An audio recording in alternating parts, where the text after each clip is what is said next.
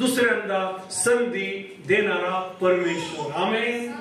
Second chance देणारा परमेश्वर. कमन माझ्या मागे म्हणा, दुसऱ्यांदा मला परमेश्वर संधी देणार. परमेश्वर सेकंड चान्स देतो.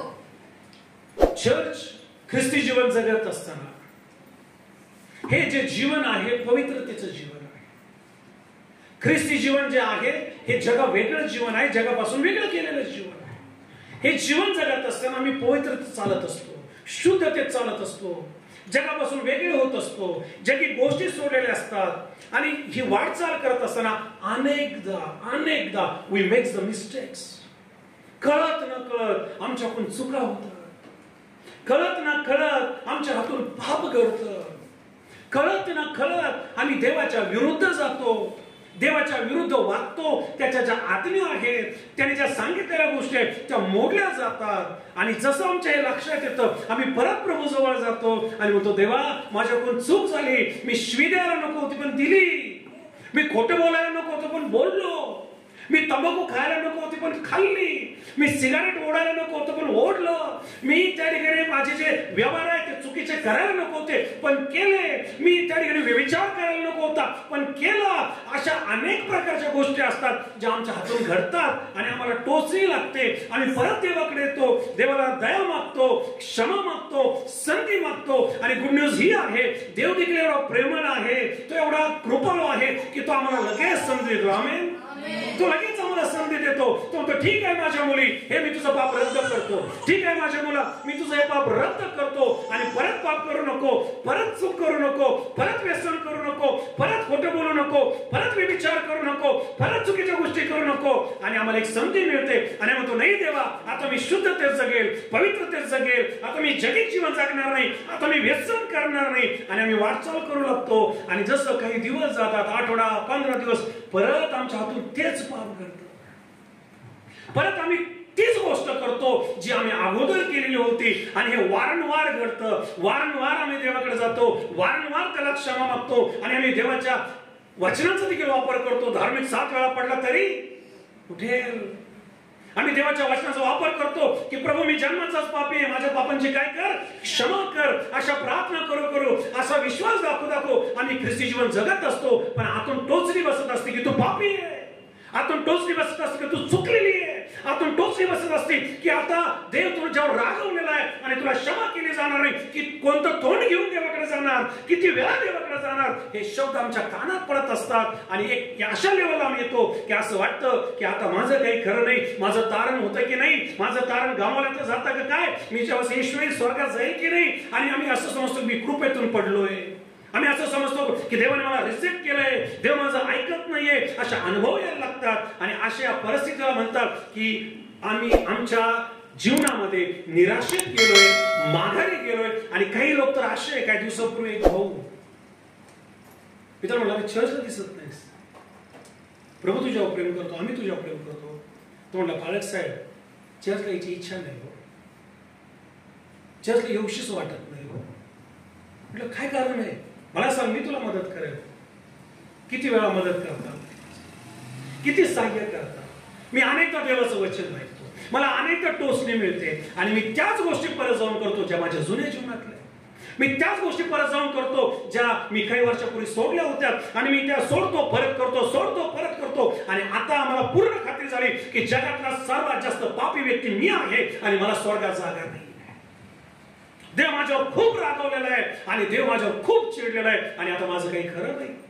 मी त्याला क्षणभर वेळ नव्हतं सांगितलं, हे जे तुझ्या कानात शब्द पडताय ना, हे शब्द फायनल नाहीये, तो सर्वदाच दोष देत राहणार नाही, तो तुम्हाला दूर ढकलून देणार नाही. होय, तो थोडा रागवेल, होय त्याला थोडं, तो तुमच्यापासून तोंड लपवेल, पण तो त्याच्या मुलीवर एवढं प्रेम करतो, तो त्याच्या मुलावर एवढं प्रेम करतो की या जगातल्या प्रत्येक पापापेक्षा मोठं जर काय असेल, या जगातल्या प्रत्येक व्यसनाच्या वर जर काय असेल, या जगातल्या प्रत्येक घाणेरड्या गोष्टीच्या वर जर असेल तर ते प्रभू येशूचं रक्त आहे, प्रभू येशूचं बलिदान आहे, प्रभू येशूची कुर्बानी आहे. आणि there is no greater cin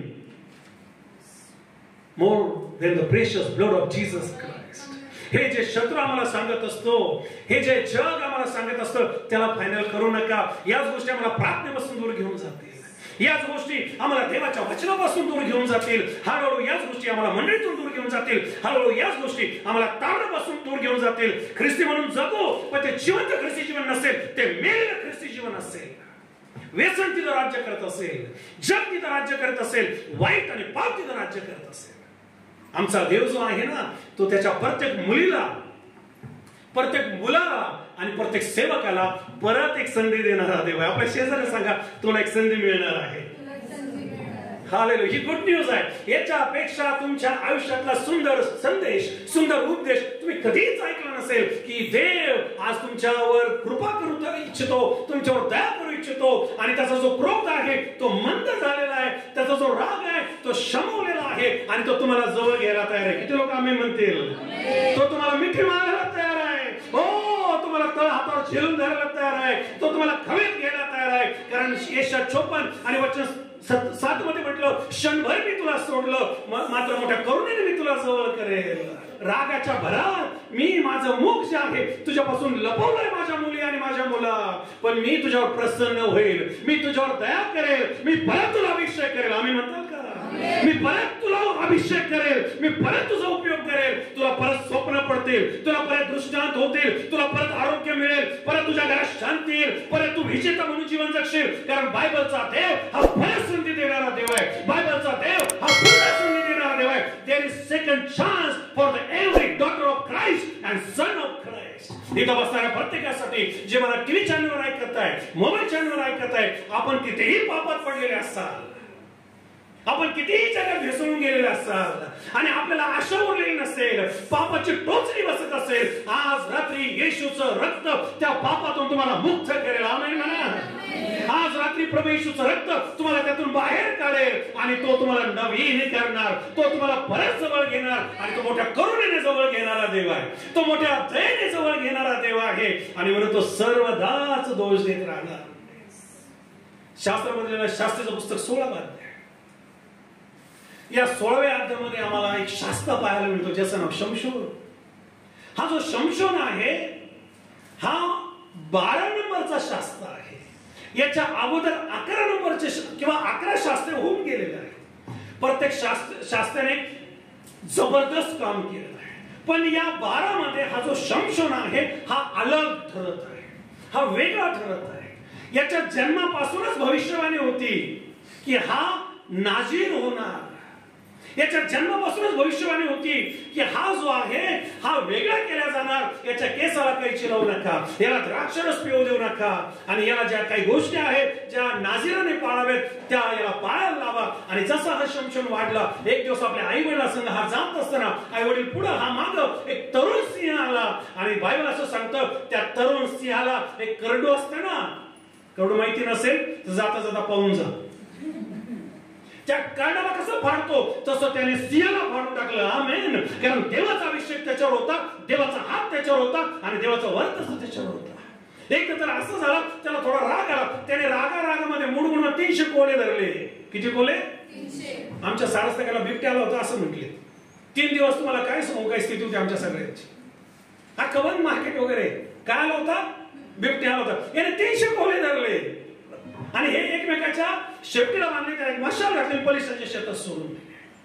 हा जो शमशोन आहे याची खास प्रार्थना आम्हाला शास्त्राच्या 16व्या अध्यायात पाहायला मिळते. आज रात्री मी आपल्याला एक संधी देणाऱ्या देवाबद्दल गुड न्यूज सांगत आहे. आज रात्री मी आपल्याला पापाची क्षमा करणाऱ्या प्रभू येशूच्या रक्ताबद्दल सांगत आहे. आज रात्री आपल्याला जवळ घेणाऱ्या आणि आपल्याला परत अभिषेक करणाऱ्या, परत उपयोगात आणणाऱ्या, परत त्याच्या जवळ घेणाऱ्या प्रभू येशूबद्दल सांगत आहे. हा जो शमशोन आहे, शास्त्र मला सांगतो अतिशय देवाच्या जवळचा, देवाच्या बरोबर चालणारा. एकदा तर असं झालं, त्याच्यावर काही लोक चालून आले, त्याने गाढवाचा जबडा घेतला, आणि जसं तलवार चालवतो तसं चालवलं, 1000 लोक मारून टाकले. किती लोक मारले? 1000. हा जो शमशोन आहे हा शास्त्रांच्या काळामध्ये पलिष्ठांच्या विरुद्ध दहशत होता. हा जो शमशोन आहे, लोक म्हणले शमशोन आले सगळे पळून जायचं, बिबट्या आला काय पळले. हा शमशोन आला की लोकांना असं व्हायचं काय करू, कुठं कुठं लपून जायचे, एवढा अभिषेक त्याच्यावर, एवढं सामर्थ्य त्याच्यावर. एकदा जर असं झालं, शास्त्र आम्हाला सांगतं की या शमशोनावर देवाचा अभिषेक आला, आणि याने ज्या चौकटी आहे, दरवाजे, ते उचलून डोंगरावर घेऊन गेला. इतका अभिषेकाने भरलेला सेवक. आणि बायबल मला असं सांगतं की हा देवाचा सेवक पापामध्ये पडला, 3 बायांच्या नादी लागला. आणि याच्यामध्ये दलीला नावाची आहे, तिच्यावर त्याचं प्रेम बसलं. आणि या दलीलाला त्या काळच्या बलिष्ठांनी 1100 रुपये ठरवले. म्हणा 1100 रुपये, पण 1100 रुपये. आणि 1100 रुपये तिला सांगितलं की what is secret of the Samson, तू त्याचं गुपित आम्हाला सांग, तुला 1100 रुपये देतो. तिने पहिल्यांदा विचारलं, त्याने वेगळं उत्तर दिलं. तिने दुसऱ्यांदा विचारलं, त्याने वेगळं उत्तर दिलं. तिने तिसऱ्यांदा विचारलं, त्याने वेगळं उत्तर दिलं. शेवटी बायबल असं सांगतं की तो वैतागला. आणि ती म्हणली, तुम्ही तर म्हणता मी तुझ्यावर लई प्रेम करतो, मग मला सत्य सांगा. आणि मग तो म्हटलं की आई, माझ्या केसामध्ये माझं बळ आहे, मी जन्माचा नाजीर आहे. जर माझ्या केसाच्या बटी कापल्या, माझं सामर्थ्य निघून जाईल. तिने त्याच्या बटी कापल्या आणि बलिष्ठ आले. आणि आम्हाला पाल मिळतो, शमशोन उठायचा प्रयत्न करतो, पण देवाचा आत्मा शमशोनाला सोडून निघून गेला होता. शमशोनाचं पतन झालं होतं. शमशोनावर अभिषेक नव्हता. शमशोन देवापासून लांब गेला होता. आणि त्याचा गैरसमज होता की माझ्यावर देवाचा आत्मा येईल. त्याचा गैरसमज होता की देव माझा उपयोग करेल. परंतु बायबल सांगते शमशोन हतबल झाला. या लोकांनी त्याला धरलं, त्याला आपल्या तुरुंगात नेलं, त्याला तुरुंगात टाकलं, त्याचे डोळे फोडले आणि त्याला दळण दळायला लावलं. मी देवाचं चांगलं पण आपल्याला सांगत आहे, मी देवाचं महान पण आपल्याला सांगत आहे, आणि मी देवाची ब्युटी आपल्याला सांगत आहे. शमशोन अशा स्थितीत आहे की आता आशा उरलेली नाहीये, काही राहिलेलं नाही. पण हे गोष्ट मला शमशोनाची आवडती. शास्त्राचं पुस्तक 16 वचन 28 मध्ये तो म्हणतो की देवा मी खूप चुकलोय, होय देवा माझ्याकडून खूप चुकीच्या गोष्टी झाल्या, पण मला एक अजून संधी दे, मला एक अजून संधी. बोल अजून एक चान्स, बोल अजून एक चान्स. तो देवाला म्हणतो, देवाला फक्त एकदा ताकद दे, मला फक्त एकदा अभिषेक कर, मला फक्त एकदा बळ दे. वाचा. तेव्हा शमशोनाने परमेश्वराचा धावा केला. हे प्रभू देवा, माझी आठवण कर. आणि हे देवा, एवढ्या प्रसंगी मला बळ दे. म्हणा हे परमेश्वरा, सर्वजण म्हणा हे परमेश्वरा, मला बळ दे. आणखीन एकदा हे परमेश्वरा. आपला हात वर करून बहिणींनो आणि भावांनो म्हणा हे परमेश्वरा, मला आणखीन एकदा संधी दे. हे परमेश्वरा, मला आणखीन एकदा अभिषेक दे. हे परमेश्वरा, मला आणखीन एकदा तुझी कृपा दे. आमेन, आमेन. हे परमेश्वरा, मला आणखीन एकदा बळ दे. देवाने शमशोनाला मला पाहिजे तसं गेट आउट. तू किती पाप केले, तू 3 बायकांच्या नादी लागला, तू चुकीच्या गोष्टी केल्या, मी तुला ओळखत नाही, पण मी तुम्हाला सुरुवातीला सांगितलं तो सर्वदाच दोष देत राहणार नाही. आम्ही म्हणाल का? तो सर्वदाच तुमच्यावर रागवणार नाही बहिणींनो आणि भावांनो. तो सर्वदाच तुमच्यापासून त्याचं जे मुख आहे ना तो लपवणार नाही. होय थोडा वेळ त्याने लपवला असेल, पण तो परत तुमच्याकडे पाहिल. आज रात्री तो तुमच्याकडे पाहत आहे, आज रात्री तो माझ्याकडे पाहत आहे, स्वर्ग तुमच्याकडे पाहत आहे. आणि त्याला तुमच्यावर दया करायची, त्याला तुमच्यावर प्रसन्न व्हायचंय, पडलेला डेरा परत उभारायचा आहे, तुम्हाला परत त्याला जवळ घ्यायचंय, परत तुमचा उपयोग करायचाय, परत तुम्हाला आरोग्य द्यायचंय, परत तुम्हाला साक्षीदार बनवायचंय, परत त्याच्या राज्याच्या वाढीसाठी त्याला तुम्हाला सामर्थ्याने भरायचंय. बोलो येशू मसीह की जय. तर 40 आणि 31 मध्ये म्हटलं, those who hope in the Lord they will renew their strength again. मराठीत असं होईल, जे परमेश्वराची आशा धरून राहतात ते नवीन शक्ती संपादन करतील. आमेन. देवाचं वचन असं सांगतं, जे परमेश्वराची आशा धरून राहतात ते नवीन शक्ती संपादन करतील. या वेळेला मला आपल्याला सांगू द्या, आपली आशा मावळू देऊ नका, प्रभूवरची आपली श्रद्धा ढळू देऊ नका.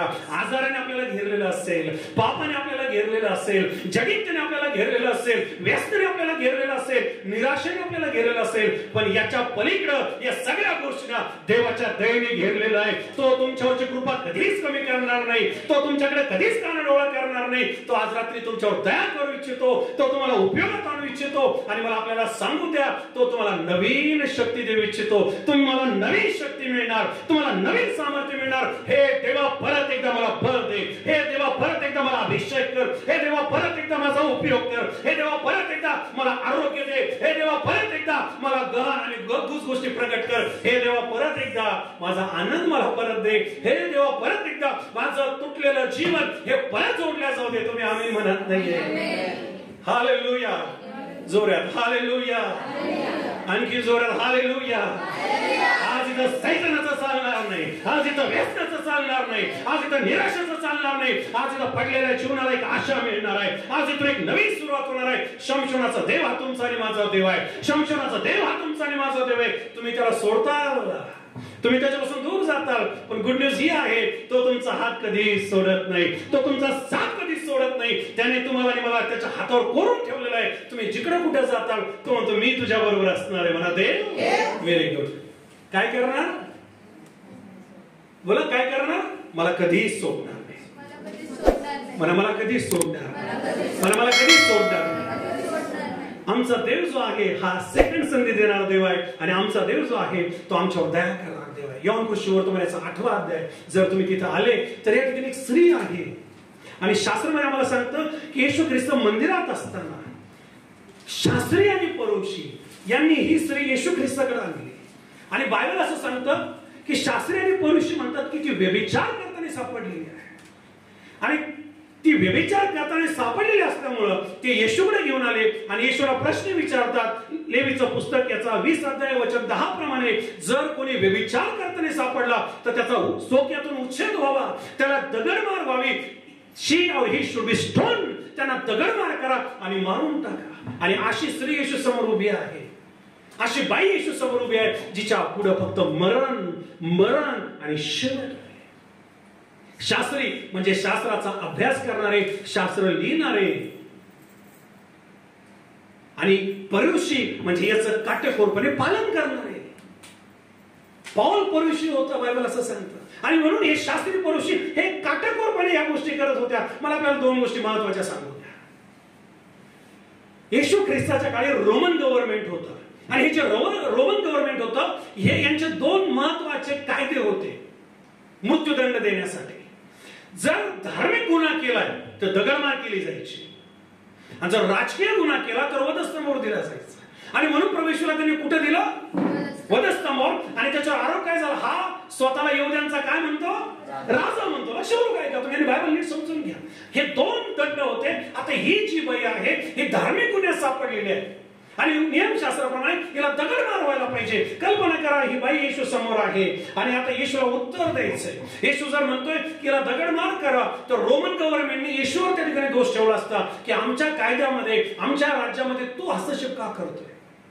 आणि येशू जर म्हणला असता की याला काहीच करू नका, चला सोडून दिला, तर ते म्हणलं तू मोशेला मानत नाही. पहा, कल्पना करा काय गोष्ट आहे. यांनी सगळे दरवाजे बंद केले होते. जगीक हे प्लॅनिंग आले होते या बाईला येशूकडे घेऊन की येशूला धरायचं. परंतु मला सांगू द्या, ज्याने सगळ्यांच्या वर राज्य केलं, जो सगळ्याचा निर्माता आहे, माती कुमाराला विचारेल का तू कोण? येशू ख्रिस्ताने हा दरवाजा उघडला नाही, तो दरवाजा उघडला नाही. येशू ख्रिस्ताने कृपेचा दरवाजा उघडला, येशू ख्रिस्ताने दयेचा दरवाजा उघडला, येशू ख्रिस्ताने त्याच्या प्रेमाचा दरवाजा उघडला. ही बाई खरंच मारायला पाहिजे होती. इतर अनेक ठिकाणी येशूने नियमशास्त्र पाळलंय, इतर अनेक ठिकाणी येशू ख्रिस्ताने नियमशास्त्राला सपोर्ट केला. एका ठिकाणी तो म्हणतो मी नियमशास्त्र रद्द करायला नाही आलो, ते पूर्ण करायला आलो. जर येशू म्हणला असता की मारायला दगड, कोण काय म्हणलं असतं? कारण नियमशास्त्र ते होते. पण येशू ख्रिस्त म्हणतो तुमच्यामध्ये असा कोण आहे जो निष्पाप आहे, ज्याने पाप केलेलं नाहीये, ज्याला संधी मिळालेली नाहीये, ज्याला देवाने चान्स दिलेला नाहीये, त्याने दगड मारावा. आमेन. आणि शास्त्र मला सांगतो तो खाली बसला आणि लिहू लागला. इथपर्यंत बायबल सांगतं. आता काय लिहू लागला याच्याबद्दल बायबल सायलन्स आहे, परंतु बायबलचा अभ्यास करणारे म्हणतात पहिली गोष्ट की तो मोशेचं नियमशास्त्र लिहू लागला. दुसरी गोष्ट शास्त्राचा अभ्यास करणारे सांगतात की त्या ठिकाणी तो त्या लोकांचे पाप लिहू लागला जे होते ते, आणि वृद्धातल्या वृद्धांपासून लहानातल्या लहानापर्यंत एक एक करून पतली गली से निकल गए, कोई नहीं रुका, एक एक जा रहे निकल के. क्यों? क्योंकि जेव्हा ते स्वतःला चेक करत होते त्यांना फक्त पाप दिसत होतं, उणिवा दिसत होत्या, चुका दिसत होत्या. आणि शास्त्रामध्ये लिहिलं तिथे एकही थांबला नाही, सगळे निघून गेले. मला सगळे निघून गेले, सर्वजण मला सगळे निघून गेले. आता तिथं उरलं कोण? फक्त 2 लोक तिथं उरले. नंबर 1 ती बाई, व्हेरी गुड, आणि नंबर 2 येशू. आता मला तुम्हाला प्रश्न विचारायचा, जसे सगळे लोक निघून गेले आणि बाईने पाहिली तर कोणीच उरलं नाही, बाईने तर धूम ठोकायला पाहिजे होती, बाईने तर पळून जायला पाहिजे, कारण कोणी उरलंच नव्हतं. ही बाई तिथं का थांबली? ही बाई का हललेली नाहीये? ही बाई तिथंच का उभी आहे? कारण तिला माहित होतं हे जे गेलेत ना यापैकी काही असतील तिच्याबरोबर घाण गोष्टी करणारे, हे जे निघून गेलेत ना यांचं जीवनही तिला माहिती होतं. पण जो तिच्या समोर होता तो पवित्र होता, देवाचा पुत्र होता, राजांचा राजा होता, प्रभूंचा प्रभू होता. आणि तोच एक वर्ग होता तिला शिक्षा देण्यासाठी, तिला दंड देण्यासाठी. आणि म्हणून ती तिथून हललेली नाहीये. Hallelujah, hallelujah. She acknowledge her status, she acknowledged her sinful life. आणि ती तिथंच थांबली. येशू पाहतो आणि तो कोणीच नाहीये. आणि तो मुली तुला दोष देणारे कुठे?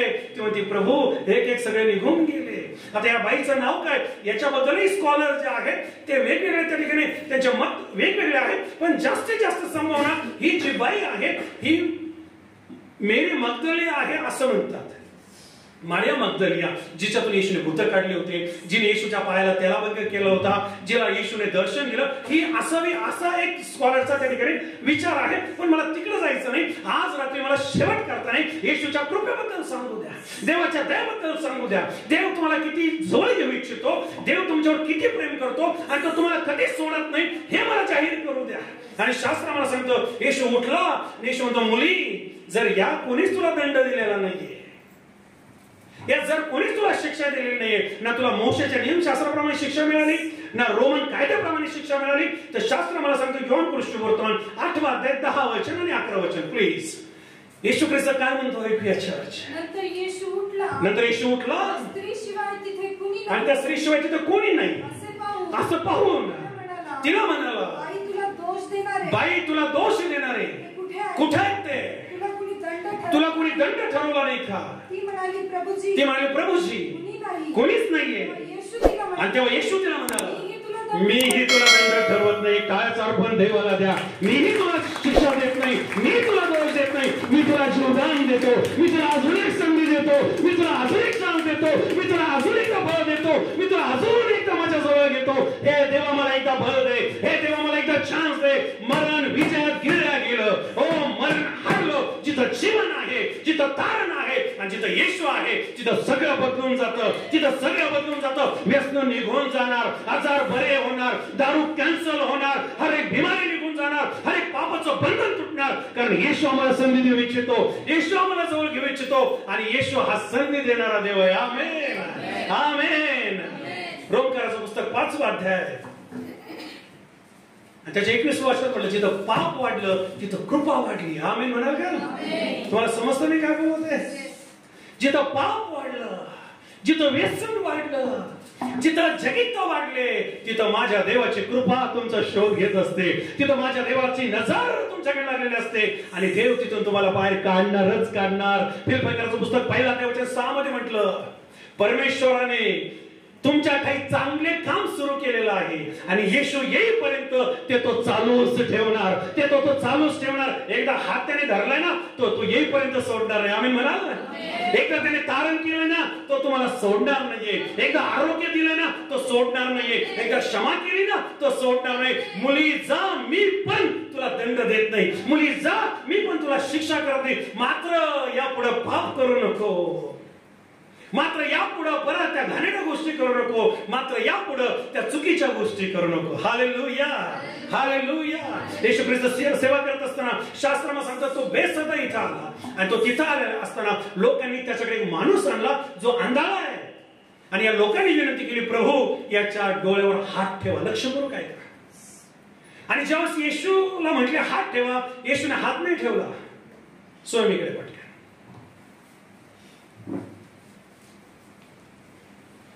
हा एक समजा अंधारा व्यक्ती आहे जो येशूकडे आणलेला आहे आणि येशूला काय म्हटलं माझ्या याच्या डोळ्यावर काय करा, याच्या डोळ्यावर काय करा हात ठेवा. येशूने ऍक्च्युअली हात ठेवलेला बरं करायला पाहिजे होतो. येशूने हात धरला, याला गावाच्या बाहेर आणलं.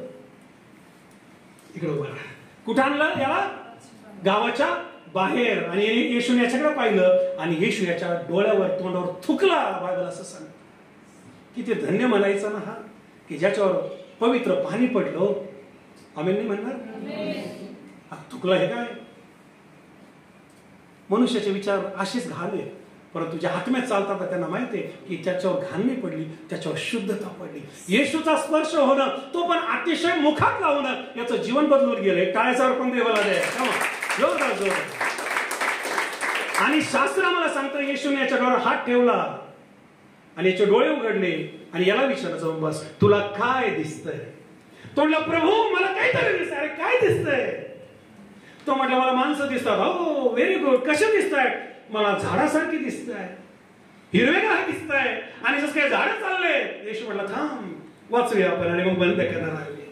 मार्कोस वर्तमान 8 अध्याय 25 वचन. तो वर पाहून म्हणाला, मला माणसं दिसताय. हा, ती मला झाडासारखी दिसते. पुढे तरी ते चालत आहे. मी तुम्हाला सांगितलं आता पुढे पहा. येशूने काय केलं? जेव्हा त्याला टच केला, याच्यावर थुकलाय आणि याला काहीतरी दिसतंय पण ब्लर दिसत आहे. तुम्हाला कळतं का मी काय म्हणते? याला स्पष्ट दिसत नाही. आज या रात्री किती लोकांना स्पष्ट पाहिजे तुम्ही जीवनात. हालेलुया. का आपलं चाललंय व्यसनात, चाललंय पापात, चाललंय दुराचारात आणि नरक वाट पाहते असं जीवन जगायचं का? आज त्यातून बाहेर यायचंय. आज देवाच्या जवळ जायचंय. आज देवासमोर उभं राहायचंय. आज देवा माणसं मला बळ दे. हो प्रभू, मला कोणी दंड दिला नाही आणि देवा पण ऐकायचं, मी पण तुला दंड देत नाही. याला येशूने एकदा स्पर्श केला, अर्धा चमत्कार झाला. आणि शास्त्र मला सांगतं परत एका 25 वचन. नंतर त्याने त्याच्या डोळ्यावर पुन्हा म्हणजे कितव्यांदा? सर्वजण उत्तर द्या. पुन्हा म्हणजे कितव्यांदा? समजते? मी सुरुवात केली माझ्या विषयाने. परमेश्वर हा दुसरा चान्स देणार आहे. परमेश्वर हा परत संधी देणार आहे. आज रात्री मी जे फील करत आहे, अनेकांच्या मनामध्ये डिप्रेशन आहे, अनेकांच्या मध्ये पापाचं ओझ आहे, त्या ठिकाणी पापाचा गिल्ट आहे आणि शत्रू जो अॅक्युजर आहे, जो दोष देणार आहे, तो दोष देतो. पण इतके दिवस झाले तू व्यसनात आहे, इतके दिवस झाले तू प्रार्थनेत नाहीये, इतके दिवस झाले तू प्रबोधन घेतलेलं नाही, इतके दिवस झाले तू दशांश दिलेला नाही, इतके दिवस झाले तू स्वार्थ सांगितले नाही, इतके दिवस झाले तू देवाच्या जवळ नाही आहे, आता तू संपलाय. या सगळ्या गोष्टी रद्द होणार आहेत. आज देव त्याच्या मुलाला जवळ घेणार आहे, कारण त्याने त्याला दुसऱ्यांदा स्पर्श केला आणि शास्त्राला सांगतो तो स्पष्ट पाहू लागला, त्याला क्लिअर दिसायला लागलं. आज रात्री देवाचा हा संदेश ज्या कोणापर्यंत जात आहे, मी आपल्यासाठी जाहीर करतो, शमशोनाप्रमाणे परमेश्वर तुम्हाला दुप्पट बळ देणार आहे. आज रात्री मी जाहीर करतो, या स्त्रीप्रमाणे तुमचे सगळे दंड रद्द होणार आहे. आणि आज रात्री मी जाहीर करतो, तुम्हाला दुसरा स्पर्श होणार आहे, नवीन नजर येणार आहे, नवीन दृष्टी येणार आहे आणि तुम्ही विजयी जीवन जगणार आहे. तो सर्वदा दोष देत राहणार नाही. आज तुम्हाला जवळ घेणार आहे, तुमच्यावर प्रसन्न होणार आहे आणि तुमच्यावर मोठी कृपा करणार आहे. आणि जर आम्ही स्वीकारला असेल तर आमेन म्हणूया, आमेन म्हणूया आणि टाळ्याचं जोरदार अर्पण त्या देवाला देऊया जो परत संधी देतो, परत संधी देतो आणि परत संधी देतो. या आपण उठून उभं राहूया. मला आपल्यासाठी प्रार्थना करायची आहे. प्रत्येक डोळा बंद होईल, दोन्ही हात स्वर्गाकडे उभारले जातील. तुम्ही शमशानाप्रमाणे सेवेमध्ये आहात आणि पडलेले आहात. प्रभू तुम्हाला परत बळ देणार आहे. तुम्ही या स्त्रीप्रमाणे पापाच्या ओझ्याने भरून गेलेले आहात. प्रभू आज सगळं रद्द करणार आहे. आणि या आंधळ्याप्रमाणे तुम्हाला अस्पष्ट दिसत असेल, प्रभू परत स्पर्श करणार आहे आणि सगळं काही स्पष्ट होणार आहे. माझी कोणतीच बहीण शांत राहणार नाही, माझा कुठलाच भाऊ शांत राहणार नाही. मग तुम्ही माझ्या समोर असाल, टीव्हीवर असाल, मोबाईलवर असाल. आज दारू निघून जात आहे, आज राग निघून जात आहे, आज आत्मिक पतन निघून जात आहे, आज निराशा निघून जात आहे, आत्महत्या रद्द होत आहे, आत्महत्या रद्द होत आहे, नाश रद्द होत आहे. हालेलुया.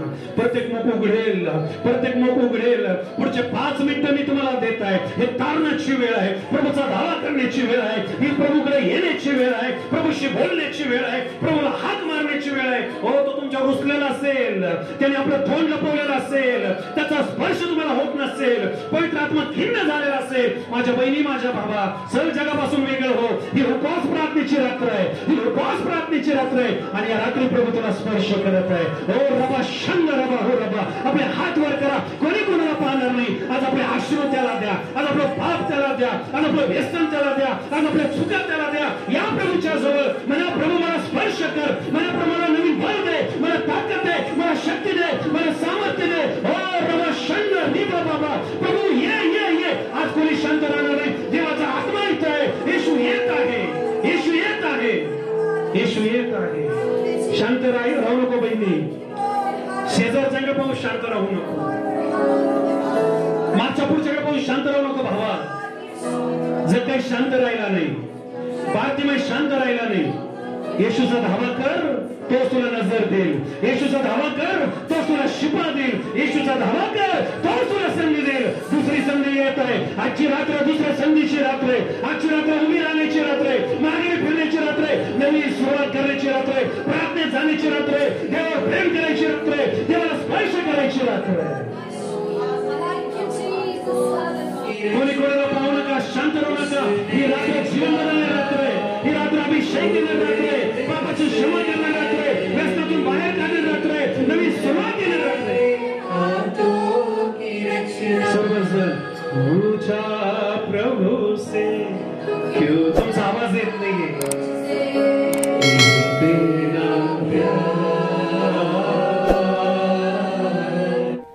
जीवन बदलणारे संदेश, आपल्याला आशा देणारे संदेश आणि आपल्याला देवाच्या जवळ नेणारे संदेश ऐकण्यासाठी आमचं जे YouTube चॅनल आहे पास्टर दीपक थोरात या नावाने, या चॅनलला सबस्क्राईब करा, लाईक करा, इतरांपर्यंत शेअर करा. याद्वारे आपल्या जीवनामध्ये मोठ्या गोष्टी झाल्याशिवाय राहणार नाही. God bless.